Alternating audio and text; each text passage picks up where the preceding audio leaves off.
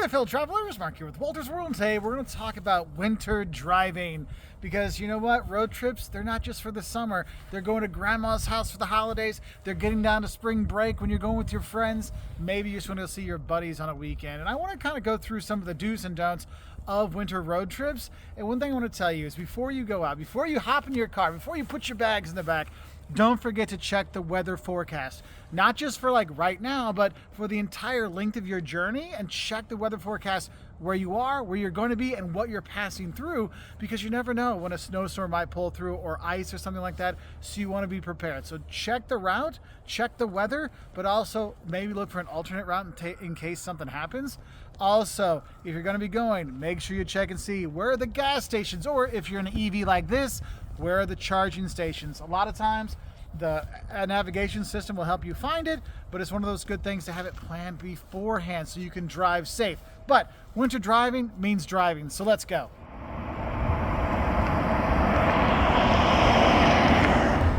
Now, one thing you need to realize when you drive into the winter time, ice is going to be an issue, okay? And you want to be careful, because sometimes you don't notice the ice is there. And where you might see it the most is if you're ever going like over an overpass or a bridge. Those will ice first because of how the wind goes and the air is. So you do want to be careful, because just because you're driving in a nice place like this where there's no ice doesn't mean when you pass that bridge or that overpass it might not be icy. So do be aware of that.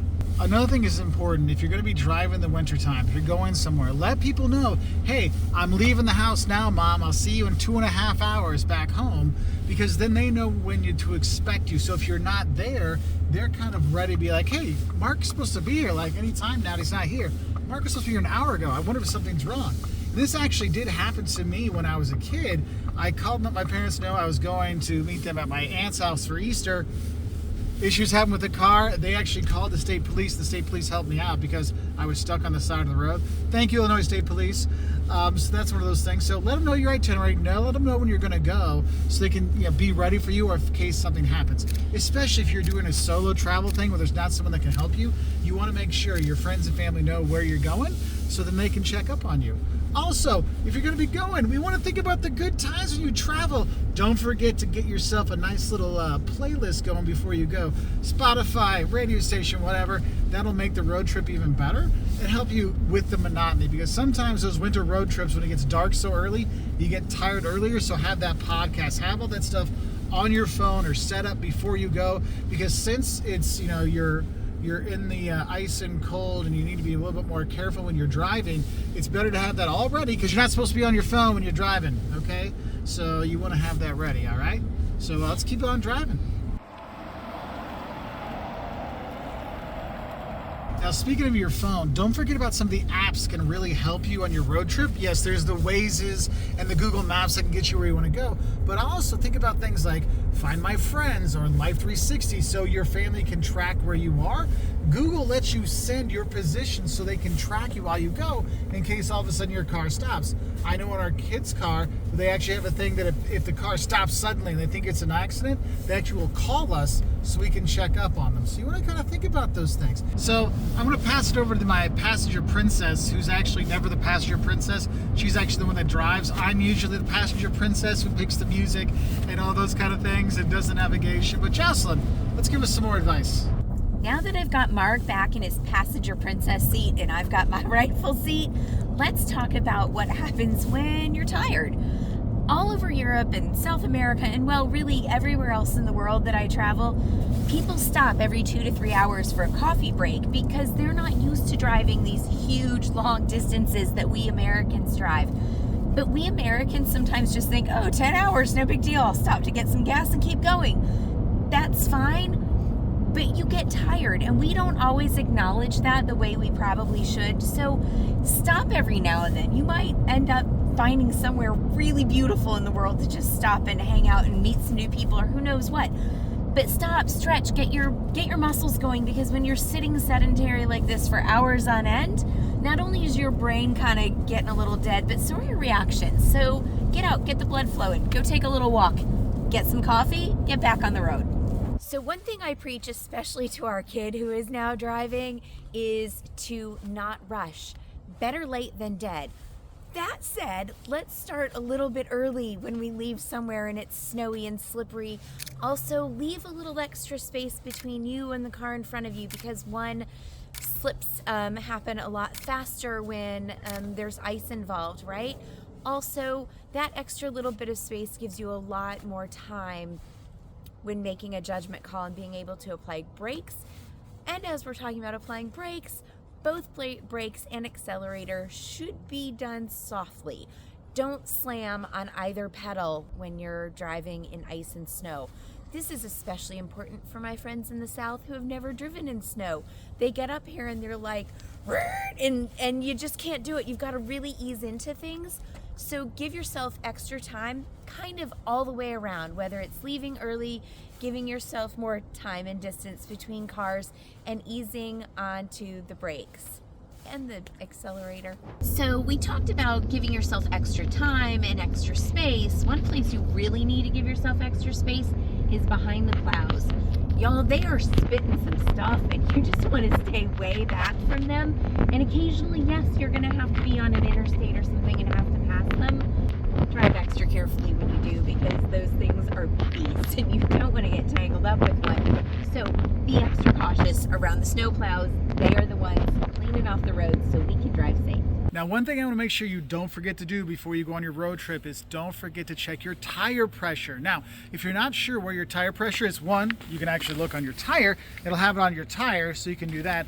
Or if it's covered with, snow and gunk and things, you can actually look inside the door. They'll have the tire pressure that they recommend there. So make sure you check that out, because you want to have the right amount of tire on the road when you're driving to drive safe, not just in the winter, but anytime. Now, if it's one of those snowy days, if your car's been outside, you get the snow all over it and you're thinking, oh, I just need to clean off the part I can see.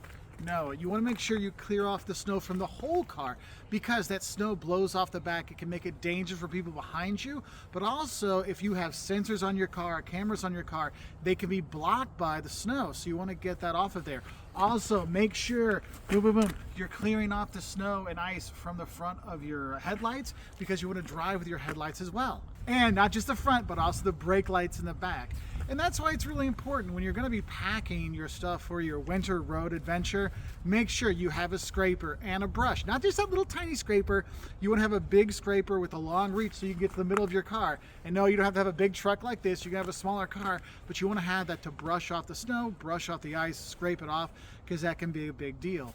Also, you want to think about this. If you're going to be going, make sure your car is ready to go. Have it checked out. If you know you're going to be doing a long road trip, make sure you top up the fluids, because you don't want to run out of windshield wiper fluid when there's a blizzard coming down on you and there's sludge everywhere and you can't see. So make sure those fluids are topped. Check that oil. Get those things done, because they'll let you know, hey, you might need some more fluid here. Hey, you might want to do this, because that can make you a little bit better prepared.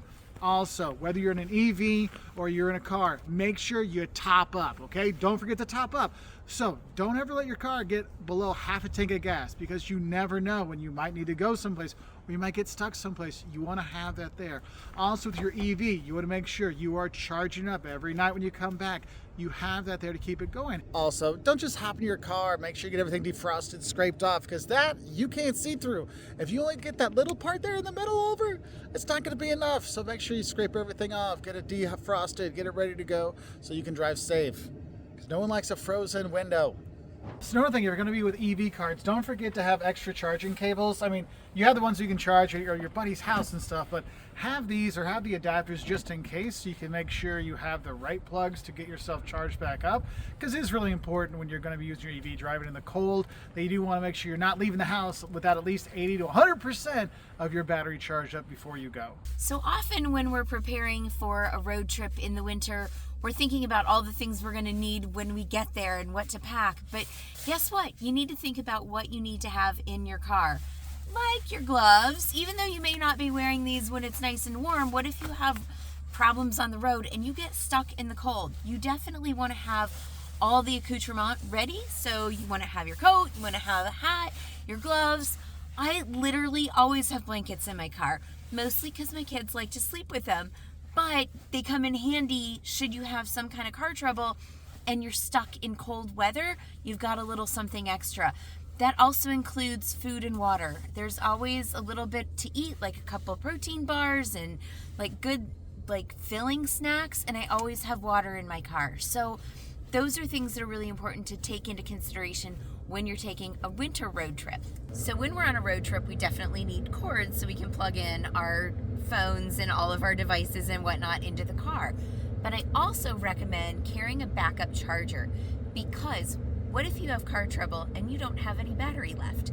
You really need to be able to charge your phone, because those devices can be really helpful in an emergency situation.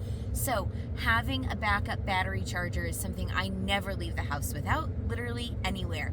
Something else we never leave the house without is this.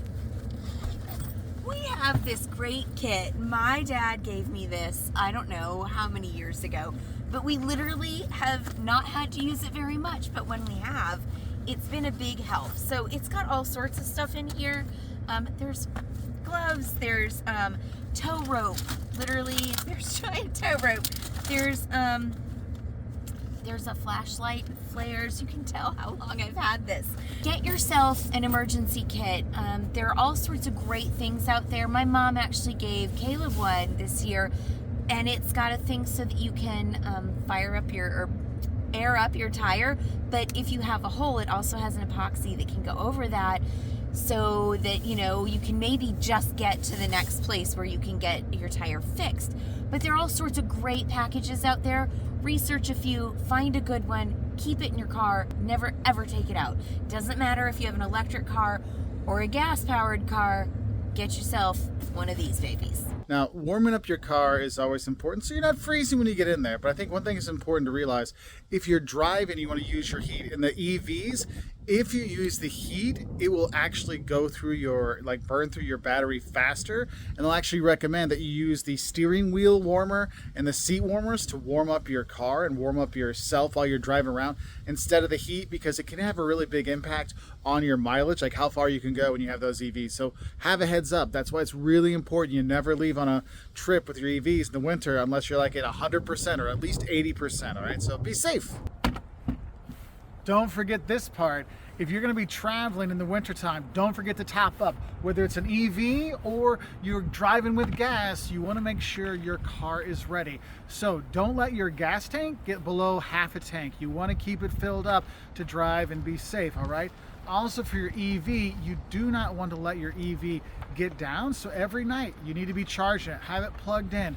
If you can, keep your EV in the garage, because that keeps the battery warm and then it keeps it charged better. If it's going to be outside or you can't always do that, don't forget to precondition your battery. That means you're training it to be ready at certain times so you can get into a warm EV versus a cold car. Now, if you're driving a gas or diesel car, I do recommend you warm up your car before you get in, because the engine does need time to warm up and get ready, but also for you to get in the car, because if you're getting in the car and you're chattering, you're like, oh, it's not going to be a safe driving experience. So warm up that car, precondition your EV so it's ready to go. So when you're ready to go, it's ready to go, and you can all have a great time driving. So what are some tips you have for people doing winter driving? Because some people will say, don't leave the house in the winter. It's too cold. It's too icy. Don't do it. Well, some of us want to go see grandma for the holidays, or we want to go to spring break and it's still icy where we are. We just want you to be ready to drive. So please give us your tips as well about driving in the winter, and we wish you all the best. We'll say thank you to Ford for letting us borrow this F-150 Lightning to drive around in the winter time and stay warm and enjoy your time. So see you later. Bye.